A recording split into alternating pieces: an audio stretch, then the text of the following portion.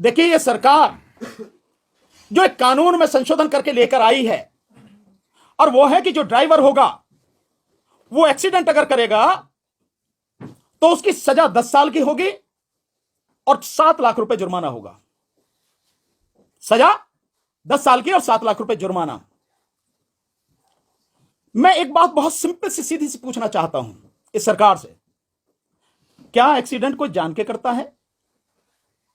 अगर सामने कोई पक्षी आ जाए, कोई जानवर आ जाए, कोई इंसान आ जाए, वो भरसक कोशिश करता है कि किसी भी सूरत में उसको चोट ना लग जाए। और कई बार ऐसी स्थिति आती है कि उसमें वो खुद जो ड्राइवर है, उसमें बैठे हुए जो लोग हैं गाड़ी में, वो बड़े भयानक हादसे का शिकार हो जाते हैं। मैं एक एक्सीडेंट को जानता हूं, ऐसे कितने ही हैं, पर मैं एक एक्सीडेंट का उदाहरण देता हूं।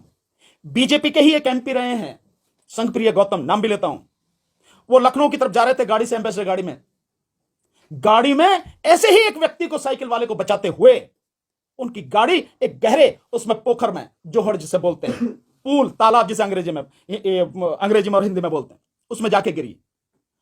उनके परिवार के 4 लोगों की मौत हुई, 4 लोगों की, जिसमें उनका बेटा भी था।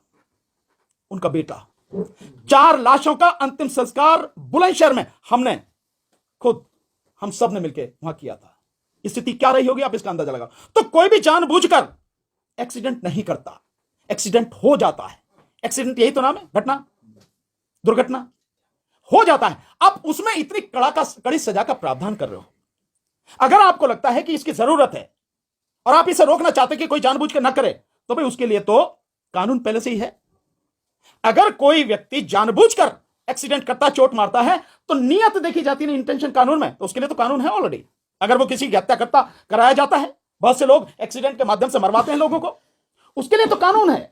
आप 302 में उसकी नियत है ना, क्योंकि जो वो सारा जो सवारी है, यानी जो गाड़ी है, वो हथियार के रूप में इस्तेमाल होगी ना, उसके लिए 302 का कानून है। आप ये जो ला रहे हैं, इससे बड़ा इस देश की जनता के साथ और मजाक हो नहीं सकता। पर मोदी सरकार का तो ये काम ही है, कोई नई बात थोड़ी है। ये जो ड्राइवर अपने आप को बड़े वो समझते थे कि नहीं, मोदी सरकार बहुत बढ़िया है, बहुत अच्छा मानती है, वो सारे के सारे अब सामने आ गई। केवल इतनी बात नहीं है, कानून क्यों लाया गया है, इसके पीछे बहुत गहरी साजिश है। ये कानून केवल सामने से दिख रहा है कि जो वो है ड्राइवर हैं, उनको सजा देने के लिए। मैं ड्राइवर तो कौन है, आप भी ड्राइवर हो, ये सारे के सारे जितने पत्रकार बैठे, भैया मोटरसाइकिल पर आए हो ना, कार से आए हो ना, तो ड्राइवर तो तुम भी हो, मैं भी हूं। इस देश में मैं समझता हूं छोटे मोटे बच्चों को छोड़ के बाकी सारे लगभग लोग जो है मतलब ड्राइवर ही हैं। तो इन सबके लिए कानून है, केवल वो नहीं ट्रक चलाते हैं, बस चलाते हैं, उनके लिए, सबके लिए, सबकी गर्दन इस तरह से फंसाई जा रही है। पर ये इसलिए है कि जो 2024 में यह सरकार ईवीएम के माध्यम से जीतने का षड्यंत्र जो कर रही है, और इस बार जनता ईवीएम से चुनाव होने नहीं देगी, इस बार जनता ईवीएम के खिलाफ सड़क पर आकर लड़ेगी, जन आंदोलन बनाएगी। उस समय कोई भी व्यक्ति किसी भी तरह से बस में, ट्रक में, गाड़ियों में, मोटरसाइकिल पे कहीं बैठ के ना आ जाए, इसलिए पहले इनकी गर्दन दबोचो। यह है उसकी इंटेंशन इस कानून के पीछे। यह है कि जिस समय वो सत्ता में वापसी के लिए सारे हथकंडे अपनाएगी, तब किसी भी व्यक्ति को किसी भी तरह का वाहन उपलब्ध ना हो जाए। यह है गहरी साजिश, इसलिए सारे के सारे काम किए जा रहे हैं। तो हम इसका पूरी तरह से विरोध करते हैं।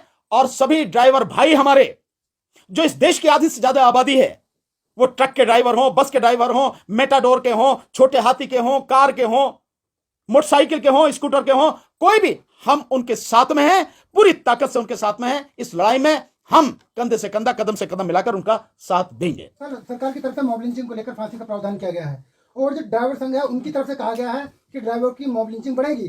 तो अब क्या जो मॉब लिंचिंग होगी वो भी फांसी के दायरे में है? बिल्कुल नहीं होंगे। मॉब लिंचिंग कौन कर रहा है? बीजेपी और आरएसएस से जुड़े हुए लोग हैं। आप उनकी सारी देख लीजिए। गाय के नाम पे कौन मार रहा है? विश्व हिंदू परिषद के लोग, बजरंग दल के लोग, यही लोग मार रहे हैं ना गाय के नाम पर, यही लोग मार रहे हैं ना। तो मॉब लिंचिंग कौन कर रहा है? बीजेपी, आरएसएस, उनसे जुड़े हुए संगठन, उन्हीं से जुड़े हुए लोग हैं। और इसका जो है उन्होंने धंधा बना रखा है, धंधा कर रहे हैं वो लोग। वो लोग हैं, आपको दिखाने के लिए बना दिया कि उनके लिए कड़ा कानून है, फांसी की सजा। एक को भी कुछ नहीं, फांसी तो बहुत दूर की बात है, उन्हें अरेस्ट कर लें ढंग से, तभी की बड़ी बात है। लेकिन सर, ड्राइवर भी तो उसी श्रेणी में आएंगे। कौन? हाँ, ड्राइवर जरूर टांग दिए जाएंगे। अगर ड्राइवर भी उसी श्रेणी में आ रहे हैं ना, कि वो भी मॉब लिंचिंग कर रहे हैं, तो वो निश्चित रूप से टांग दिए जाएंगे। रही इसकी बात मॉब लिंचिंग बड़े आराम से रुक सकती है, इसके लिए किसी कानून की जरूरत नहीं है। जो आरएसएस और बीजेपी के मुखिया हैं और जो इनके संगठनों के लोग हैं, इन्हें यही तो कहना कि हमारा कोई भी आदमी किसी भी तरह से कोई मॉब लिंचिंग नहीं करेगा। मॉब लिंचिंग में कौन मारा गया? मॉब लिंचिंग में अधिकतर मुसलमान मारे गए हैं। सर, अलग अलग जगहों पे जो प्रदर्शन हो रहे हैं, महाराष्ट्र, यूपी, गाजियाबाद, तमाम जगहों पर पेट्रोल की जो है खपत, मतलब पेट्रोल कम पड़ गए हैं तमाम जगहों पर 50% तक, और गृह मंत्रालय इस पे नजर रख रहा है इस पूरी घटना को लेकर, क्या कहेंगे? भैया किसी पे नजर नहीं है उनकी, उनकी आंखें क्या है नहीं क्या, उन्हें नहीं दिखता, उन्हें समझ में नहीं आता। सरकार का मतलब ये नहीं कि पहले करो और फिर देखो कि क्या होता है। सरकार का मतलब है कि सारी चीजों का आकलन पहले कर ले कि इसके संभावित परिणाम प्लस और माइनस क्या हो सकते हैं, पक्ष और विपक्ष में कहां तक जा सकते हैं, फायदे क्या हो सकते हैं, नुकसान क्या हो सकते हैं, उसके बाद में कानून लाना चाहिए। पर यह सरकार तो ऐसी है, नोटबंदी करती है और उसके बाद में लोग अपने ही पैसे के लिए सड़क पर मर जाते हैं, और सरकार दिन प्रतिदिन उनमें कानूनों में, उसमें नियमों में बदलाव करती है। ऐसे जीएसटी लाती है और जीएसटी में हजारों तरह के उसमें बदलाव कर दिए गए, बावजूद उसके आज भी ठीक से नहीं वो सारी चीजें आ रही काबू में। ये सरकार। डीसी कपिल साहब 1 मिनट जरा बताएंगे।